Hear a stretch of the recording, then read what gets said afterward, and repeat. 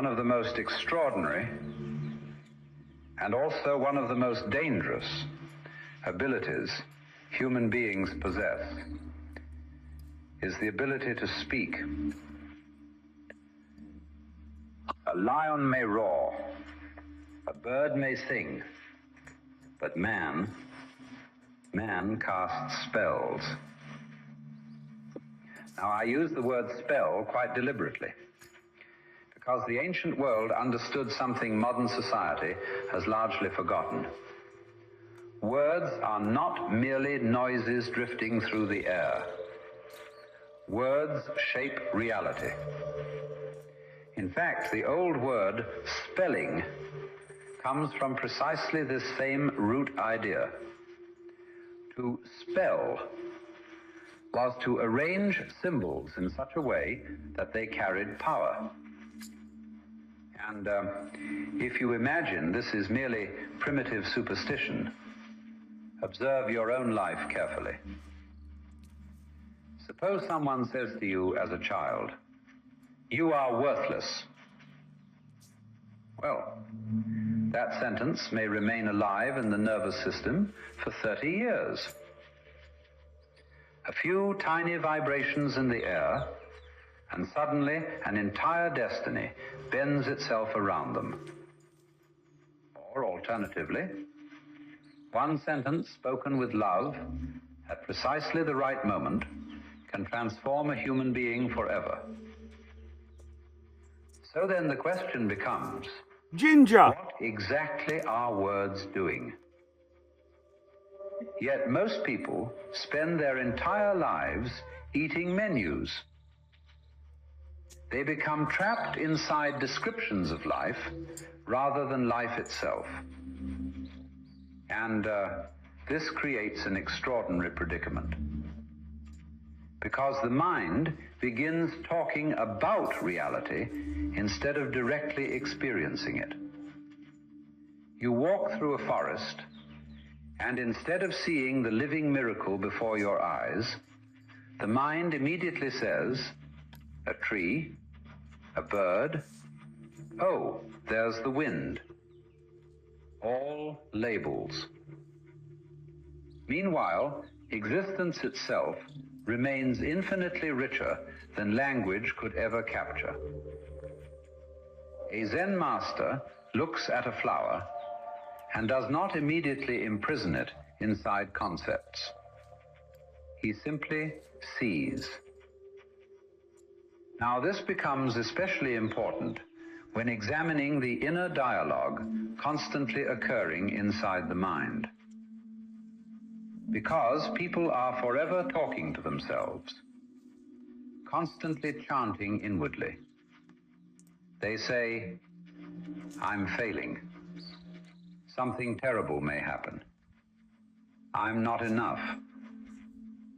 And what is fascinating, the ancient scriptures understood this profoundly. In the Gospel of John, it says, "In the beginning was the Word." Marvelous statement.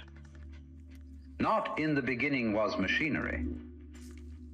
Not "in the beginning was dead matter." But the Word, the creative utterance. And the Hindus similarly spoke of the universe emerging from sacred sound. Om, the primordial vibration underlying all existence. Now, whether one interprets these literally or symbolically is beside the point entirely. The insight remains astonishingly similar. Reality and sound are mysteriously intertwined.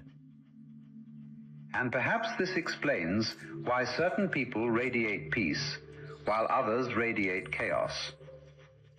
Because inwardly they are chanting continuously, though usually unconsciously. It is becoming aware of the stories already operating within you.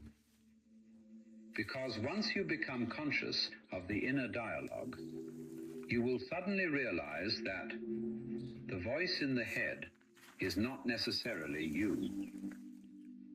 It is conditioning. It may be your parents, your teachers, your priests, your friends. All these accumulated voices echoing through the nervous system. And once this is seen clearly, the spell begins weakening. Then silence appears between thoughts. And within that silence, awareness emerges. A sudden knowing. A feeling that life itself is gently guiding the current rather than opposing it. And perhaps this is why the wisest mystics spoke so sparingly. Because the deepest truths cannot entirely be spoken. They can only be pointed toward, like a finger pointing to the moon. And if one stares only at the finger, one misses the moon completely. Now then, once a person begins quieting the constant noise of the mind, something fascinating may occur in how he sees reality itself. He now sees that life no longer appears entirely random. He starts to notice patterns, not because he suddenly became superstitious, but because the universe is always patterned. The stars move in patterns. The tides move in patterns. Seasons arrive and depart in rhythms. Even your own heartbeat is some sort of rhythmic drumming. And human beings are no exception.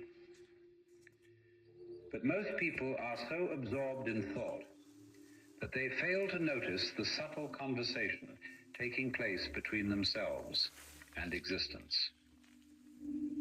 For example, have you ever encountered a person repeatedly throughout life under the strangest circumstances? Or perhaps you think deeply about a question for weeks, and then suddenly a book falls into your hands containing precisely the answer you required. People often dismiss these moments as coincidence. But coincidence is simply a word we use when we cannot yet perceive the pattern. Now, mind you, this does not mean every dropped teacup contains a secret message from heaven. One must avoid becoming absurdly mystical about everything. A man loses his hat and immediately says, "Ah, yes, the cosmos wishes me to reconsider my destiny." But there is a curious phenomenon whereby life seems to mirror the state of one's consciousness. Carl Jung called this synchronicity, a meaningful coincidence, where inner and outer events align in ways too striking to ignore.